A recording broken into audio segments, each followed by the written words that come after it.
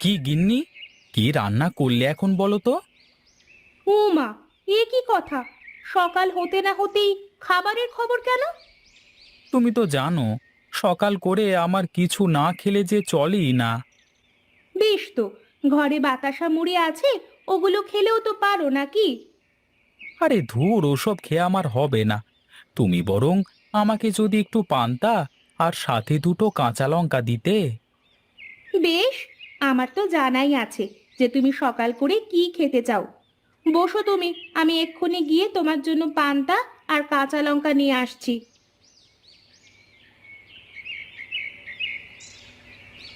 কই গো গিন্নি, বলি কোথায় গেলে তুমি বলো তো?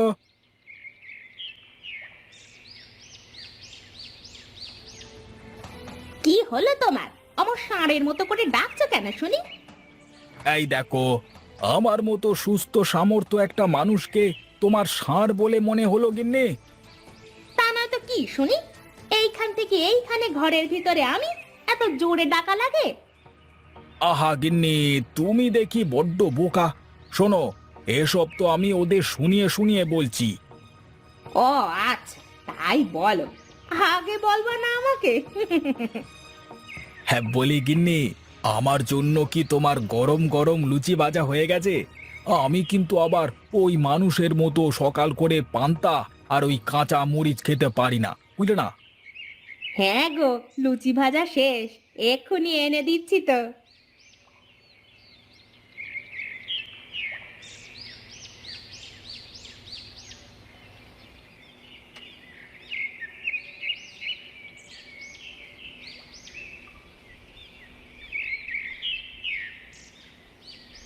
হ্যাঁ বুঝলে গিন্নি, কথায় আছে না, খালি কলসি বাজে বেশি।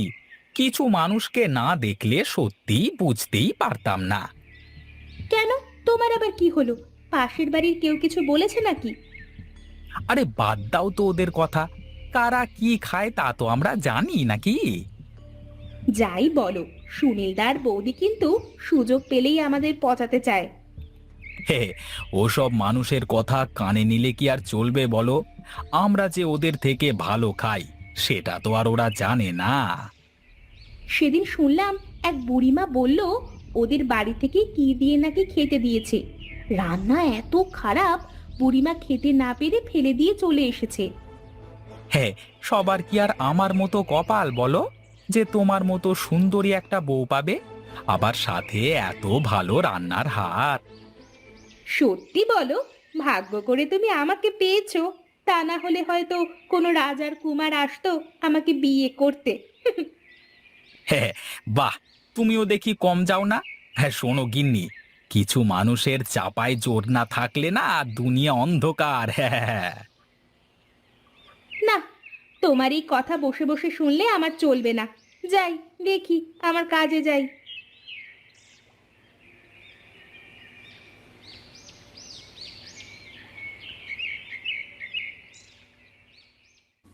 কই গো গিন্নি, খেতে দাও, আমার তো আবার মাঠে যেতে হবে।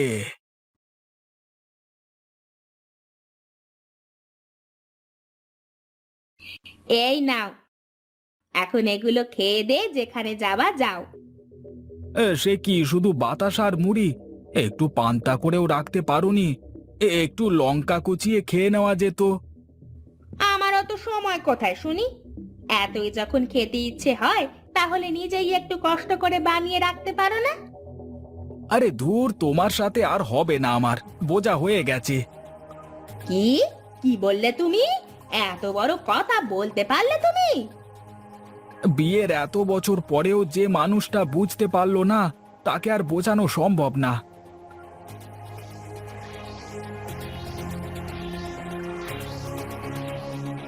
যাক রে বাবা, তেজর দেখেছ তো? এক পয়সার মুরদ নেই, ব্যাঙের মতো লাফাতে কম ছাড়ে না। যাই, আমি আমার কাজ করি গে।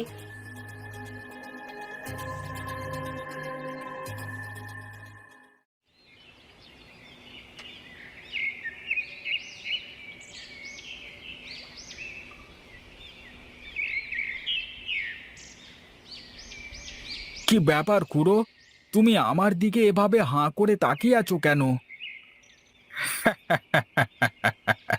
তোকে দেখে আমার অনেক কথা মনে পড়ে গেল। মনে পড়ে গেল? হে, আমাকে দেখে আবার তোমার এমন কি কথা মনে পড়ে গেল? বলো দেখি শুনি। হ্যাঁ হ্যাঁ, তা বলছি, কিন্তু তার আগে দাঁড়া, তোর জন্য একটা চা বলে নি।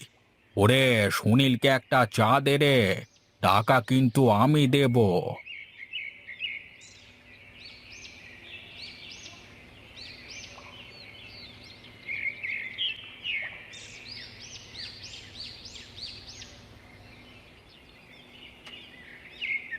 শোন তাহলে, যখন প্রথম প্রথম বিয়ে করলাম, তোর খুড়ি মায়ের সাথে সে কি প্রেম! এরপর আস্তে আস্তে থাকতে থাকতে বেশ কিছু বছর কেটে গেল। তা তো জানি, কিন্তু আসল কাহিনী কি বলো তো? শোন শোন, তোর খুড়িমা আমাকে যখন রাগাতো না, বা কোনো কারণে যদি তোর খুড়িমা আমার উপর রেগে যেত, তাহলে আমি বাইরে বের হলে চোখ মুখ তোর মতোই হয়ে যেত। আরে বাহ, তুমি তো দেখি গণনা করবার মতো! কেমন মুখ দেখি বলে দিলে! এসব অভিজ্ঞতা রে পাগল ছেলে, একদিন তোরও হয়ে যাবে। এই জন্যই তো সবাই বলে, পুরনো চাল ভাতে বাড়ে।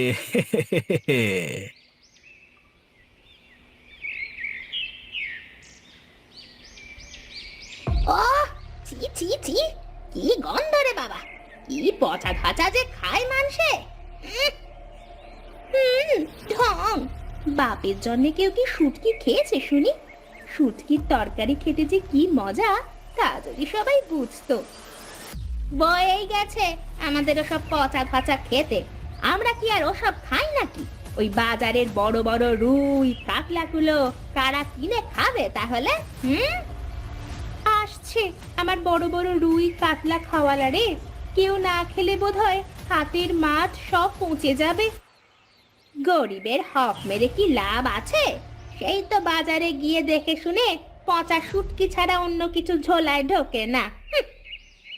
ধুর, আমারই তো ভুল। কি খেয়ে যে মানুষের কথার উত্তর দিই! আমারও বয়ে গেছে মানুষের সাথে কথা বলতে। ছি!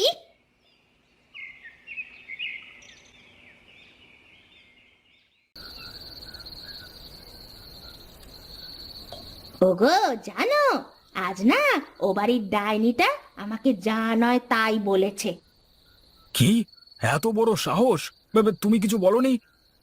আমি কি কমে ছাড়ি নাকি? আমারও যা মুখে এসেছে সব বলে দিয়েছি। সাব্বাস! এই না হলে তুমি আমার গিন্নি! কিন্তু এভাবে আর কতদিন বলো তো? এবার এমন একটা কিছু করতে হবে যাতে করে ওদের কথা বলা একেবারে বন্ধ হয়ে যায়। বেশ, আমি কালই পঞ্চায়েত প্রধানের কাছে যাব, দেখি তিনি কি বলেন। পঞ্চায়েত প্রধান প্রতাপ বাবু কি আর এ সমস্যার সমাধান করতে পারবে? কি যে বলো গিন্নি, তার কাছে সমাধান নেই এমন কিছু আছে নাকি শুনি? বেশ, তাহলে তুমি আর দেরি না করে কালই যাবে। আর শোনো, দরকার হলে পঞ্চায়েত প্রধানকে কিছু ঘুষ টুস লাগলে দিয়ে বুঝিয়ে বলে আসবে কিন্তু। ওসব নিয়ে তোমাকে ভাবা লাগবে না গিন্নি, আমি সব কিছু ঠিকঠাক করে আসব। এখন একটু ঘুমাতে দাও দেখি।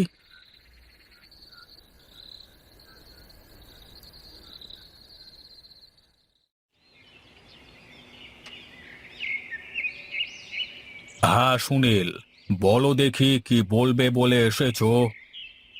আগে কর্তা বাবু, ওই হয়েছে কি, আমার পাশের বাড়ি, মানে আপনি তো বুঝতেই পারছেন আর কি, মানে।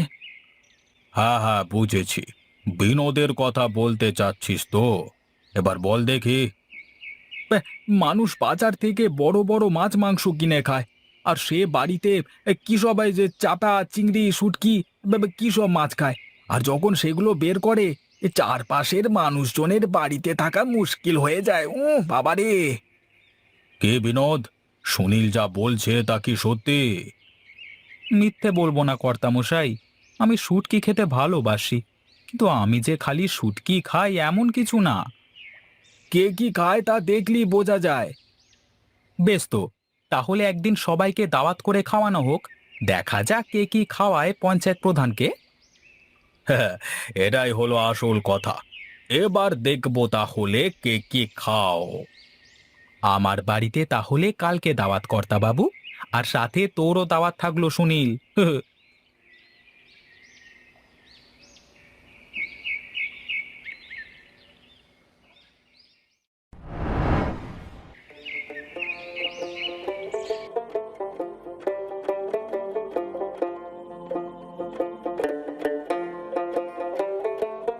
ওরে বাবারে, এত রকমের মাছ!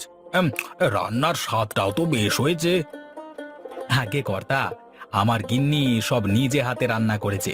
আপনি আমাদের বাড়িতে দাওয়াত খেতে আসবেন, আর এটুকু আপ্যায়ন না করলে হবে? না না, রান্নাটা বেশ সুন্দরই তো হয়েছে। এই শুটকির তরকারি তুলে নেন একটু, তাহলে আরো মজা পাবেন দাদা।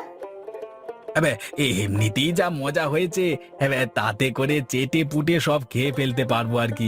এবে, ইয়ে।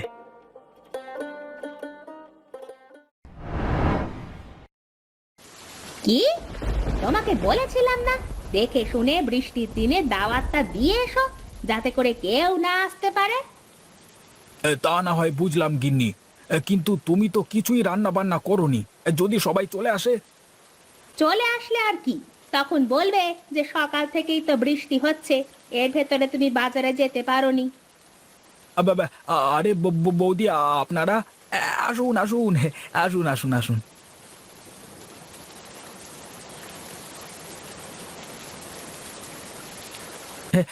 আপনারা এত বাজার নিয়ে আসলেন যে? আসলে দাদা, দেখলাম সকাল থেকে অনেক বৃষ্টি হচ্ছে, আপনিও বাজারে যেতে পারেননি, তাই তো আমি ওনাকে বললাম বাজার থেকে ফেরার সময় বাজার হাতে করে আসতে। আপনারা যে কি উপকারটাই না করলেন তা বলে বোঝাতে পারবো না। এত কিছু যখন করলেন, তখন চলেন না বৌদি, একসাথে রান্নাটাও করে ফেলি। পঞ্চায়েত প্রধান তো চলে আসবে।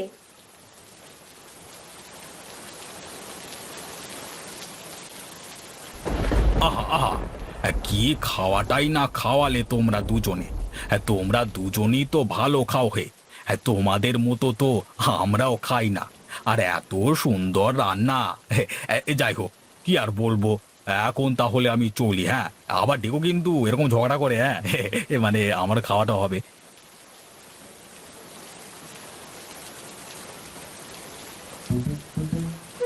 তেরি, এ তো দেখি প্রতাপ বাবুর লাভ হয়ে গেল। আমাদের জিদে পড়ে সে দুই বাড়ি থেকেই পেট পুড়ে খেয়ে গেল। আরে তুমি আমার বাড়িতে জোর করে খাওয়ালে, এখন নিজে বাজার না করে বৃষ্টির অজুহাত দেখাবে জেনেই আমি বাজার করে এনেছি। এখন বাজারে টাকাগুলো দাও, আমরা বাড়িতে ফিরে যাই। অ্যাঁ? আরে নয়, হ্যাঁ, তাড়াতাড়ি টাকাগুলো দাও। কিপটে!